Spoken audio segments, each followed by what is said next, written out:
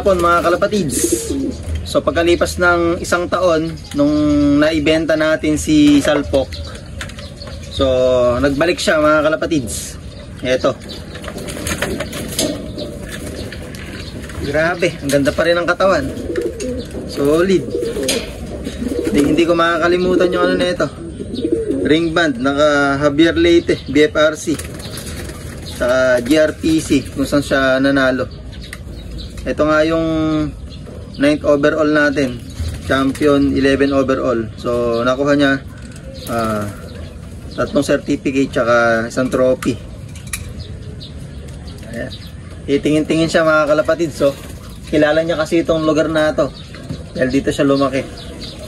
Ayan. Ganda pa rin na itsura. Konting ano na lang, paligo tsaka lugon. Talagang napabayaan na dun, oh. Dahil ano, may kuto na. May kuto yung ibon. Mga kalapatids, na nasa akin to, malinis na malinis to. Ayan o, lumalabas yung kuto. Unang, ano ko pa lang, bukas ng balahibo. Ayan. Sa bago nating mga kalapatids dyan na nanonood, si Salpok ay anak ni Hooters. Si Hooters yun yung una nating napa-champion dito. So si Hooters, Katbalogan Daybird, 8 overall champion, 9 overall champion, super set winner. So 6 AM pinakawalan sa Katbalogan, dumating siya dito ng alas 3. So binread ko siya. Ito nilabas si Salpok. So nilabang ko siya uli ng tawid dagat. So ito nga pinroduce si Salpok. So nagmana, tumawid din ng dagat. Then mahirap yung nilaban ni Salpok dahil ismasyan, umuulan nung umuwi ito. So nabalik nga sa atin mga kalapatids. Mga magiging anak na ito ilalaro natin dito. Ayan, kabisado niya mga kalapatids yung location. Ayan o, titingin-tingin siya dahil dito nga siya lumaki. Tinitingin niya itong ano, colony breeding natin. Ayan. So nung nabili ito ni Sir Datu from Saudi Arabia, so nagproduce kagad sa kanya ito ng first overall, 3 times lap winner. So bakit ba siya andito sa atin ngayon mga kalapatids? Wala na kasing nag-aalaga doon mga kalapatids. Napabayaan na. Halatang halata naman mga kalapatids sa itsura ng ibon.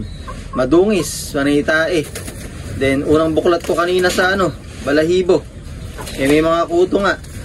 Nung nasa akin to talagang walang kuto to mga kalapatids. Ayan o. Kabisado pa niya yung location, oh. Ayan nyo, lumilingon-lingon siya mga kalapatids. Ayan, oh. Dahil dito nga siya lumaki.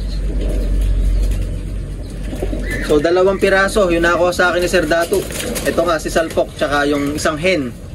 So yun yung pinag-pair niya mga kalapatids. So naglabas agad mga kalapatids ng first overall champion, super set winner, 3 times lap winner. So 5 times lap winner nga sana yung mga kalapatids. Kaso ang hirap papasukin dahil sa side ng nanay talagang may mailap, talagang lumalabas. Ayan. So gagawin natin dito mga kalapatids, ikukondisyon natin at ilalaro natin yung mga anak. So sa ating nga pinagkatiwala ni Sir Datu dahil doon wala na mag-aalaga, napapabayaan lang. Ayan, halatang halata sa itsura mga kalapatids. So tsaka sa amoy mga kalapatids, talagang maganda lang talaga itsura ni Salpok. Kaya kung makikita nyo is para siyang normal. Yung ilong kulay pink, dapat namumulbos to, kulay puti. Ayan. So ayan mga kalapatids, kalipas na isang taon mahigit nakabalik sa atin si Salpok. Ayan, na-miss ko rin si Salpok. So lagay muna natin dito mga kalapatids.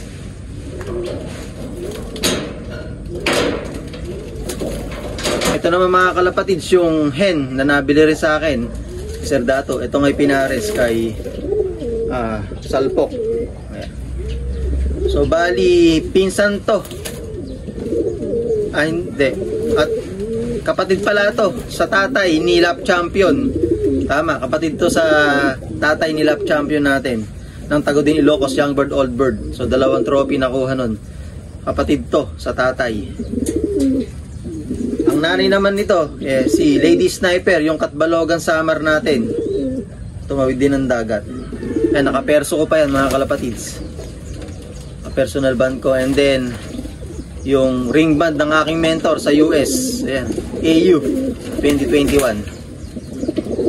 Ayan, tinan yung itsura. Talagang napabayaan mga kalapatids. Pag nagbi-breed ako kahit third clutch mga kalapatids, hindi ganito itsura. Parang hindi binread pag ako nagbi-breed mga kalapatids. Hindi sa pagmamayabang mga kalapatids. Hindi ganito itsura. Maputi pa rin yung ilong. Kahit third clutch na, kaya natin gawin yon. Parang hindi siya nagsusubo o na-breed na ng 3 beses. Ayan. Ayan. Susubukan naman natin dito itong pairing na to. So dito nga sila lumaki. So naibalik sa atin dahil wala nang mag-aalaga doon. So tayo mga ngasiwa sa pag-aalaga. Ayan, oh. Grabe. Hindi ko to pinapansin dati mga kalapatids dahil in-stock ko, bata pa ito nun.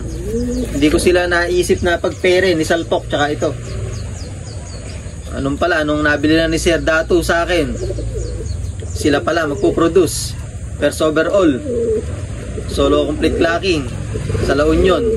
Halos pumapalo ng yung laban nila 5 laps. Umalo yata ng 500 kilometers. Mula La Union hanggang South. Hindi ko lang alam kung ano dulo nila. Pero 500 kilometers mga kalapatids. Ayan. Grabe. Kondisyon natin mga kalapatids. Wala sa kondisyon yung mga breeder. So ayan mga kalapatids, si Salpok. Ayan.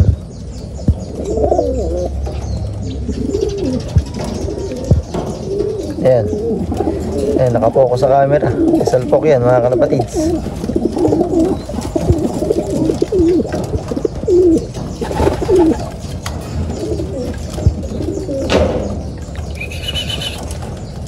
Ayan, talagang ang dungis niya mga kalapatids.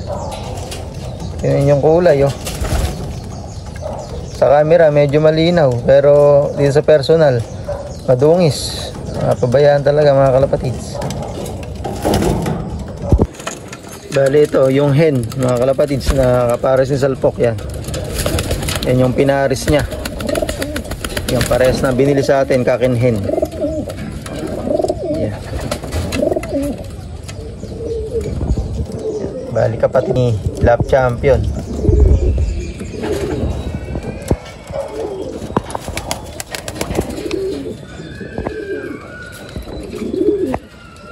Tsura niya, oh.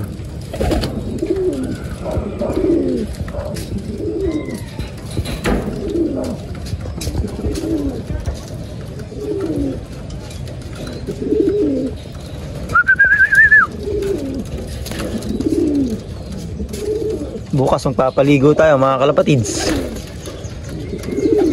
So ganun, presko sila. Sama natin mga breeder natin.